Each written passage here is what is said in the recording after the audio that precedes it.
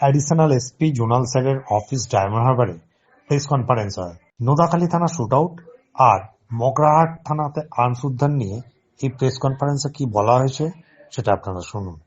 Last 25 জানুয়ারি সকাল 10:30 নাগাদ একটা গুলিবিদ্ধ হওয়ার ঘটনা ঘটে, যেখানেতে আমরা জানি সবাই যে কৃষ্ণ মন্ডল বলে একজন গুলিবিদ্ধ হন নোদাখালীতে ডোমারিয়া মোড়ের কাছাকাছি এই ঘটনাটা ঘটেছিল।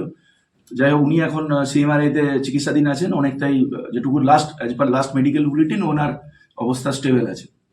এই কেসটাতে আমরা মোটামুটি এর যে মোটিভ বা যে কারণে ঘটনা ঘটেছে সেটা আমরা মোরাললেস আমরা ওটাকে করে নিয়েছি, ফিগার আউট করে নিয়েছি। এবং এখানে এই কেস কানেকশনে এখন পর্যন্ত পুলিশ 8জনকে অ্যারেস্ট করতে সক্ষম হয়েছে। নোদাখালী থানার পুলিশ, এসডিপিও বিষ্ণুপুর, ওসি সিওজি, আইসি নোদাখালী এবং যে আমাদের টিম, আমরা সবাই মিলে 8জনকে আমরা এখন পর্যন্ত অ্যারেস্ট করতে সক্ষম হয়েছি।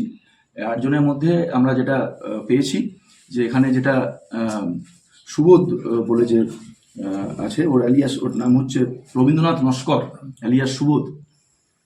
এর সঙ্গে একটা যে ব্যবসায়িক শত্রুতা আমরা বলতে পারি, একটা টাকা পয়সা জনিত শত্রুতা, সেইটার কারণে হি actually hatched up the plot and got it executed through যে মূল আসামি, সে হচ্ছে শোভরাজ কাজী অ্যালিয়াস রাজ।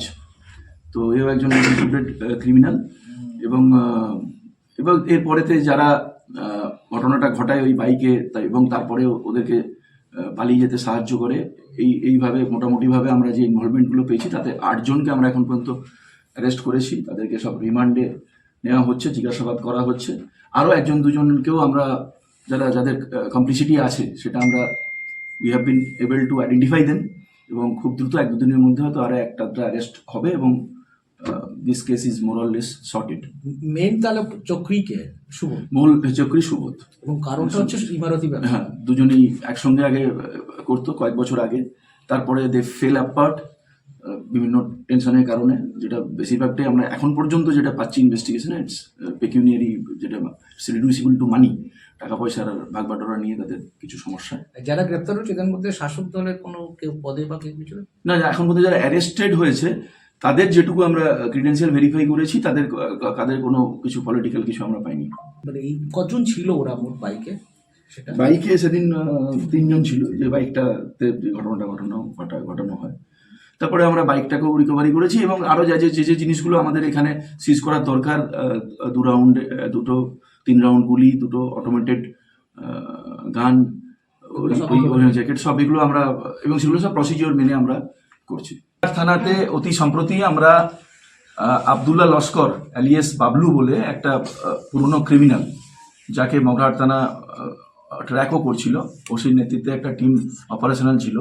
তো আমরা বিশ্বস্ত সূত্রে কিছু ইন্টেলিজেন্স মারফত খবর পেয়েছিলাম যে একটা arms assignment will pass through Magrahat AOR, যেটা, তো সেখানে ওসি এবং তার টিম, এসডিপিও ডায়মন্ড হারবার পুরোটা মনিটর করে, সিআই মগরাহাট মনিটর করে। সেখানে আমাদের একটা এই যে রিকভারি, একটা পাইপ গান, 5টা মতো আমাদের 1 শটার এবং 41 রাউন্ড গুলি আমরা সিজ করতে সক্ষম হয়েছি। এবং আবদুল্লাহ লস্কর, যে এর আগেও আর্মস কেসে অ্যারেস্টেড হয়েছিল এবং আলিপুর জেলেতে প্রায় 6 বছর জেলবন্দিও ছিল, তাকে আমরা অ্যারেস্ট করতে সক্ষম হয়েছি। এখন পুলিশ কাস্টাডিতে আছে আবদুল্লাহ লস্কর। আমরা ইনভেস্টিগেশনটা আরও এগিয়ে নিয়ে যেতে চাইছি। এখানে যা অ্যাসপেক্ট হওয়া সম্ভব, এখানে আর্মসের যা সোর্স, এই র্যাকেটে কার কি ইনভলভমেন্ট আছে, রুটটা কি আছে, সব everything will be duly explore.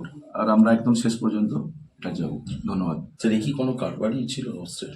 কারবারি তো ডেফিনেটলি, এর আগেও যেটা জন্যই বললাম যে অ্যান্টিসিডেন্টসও সেটাই বলছে, যে এর আগে 6 বছর তো ও আলিপুর জেলেই ছিল।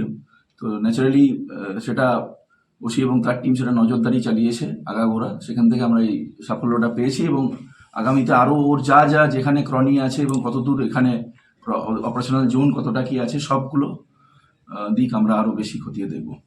ফার্দার ইনভেস্টিগেশনে যদি কোনো ডেভেলপমেন্ট থাকে, we will let you know. Thank you.